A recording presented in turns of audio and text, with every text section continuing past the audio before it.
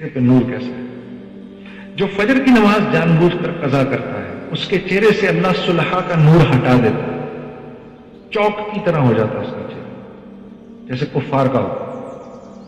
جو ظہر کی نماز جان بوجھ کر قضا کرتا ہے اس کی زندگی سے رزق کی برکت نکال دی جاتی ہے، اس کے رزق سے برکت نکال دی جاتی ہے، کما کما کے پاگل ہو جائے گا، پورا نہیں پڑے گا۔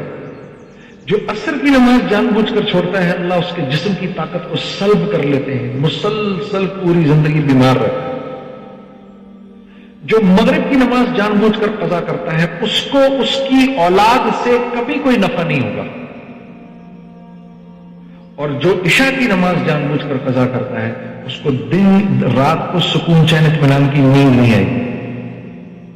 یہی 5 چیزیں جس کے لیے ہم زندہ ہیں: چہرے کی خوبصورتی، رزق میں برکت، جسم کی طاقت، اولاد اور میرا جو کنبہ ہے اس کے اندر آپس میں محبت، اور رات کو سکون چین کی نیند۔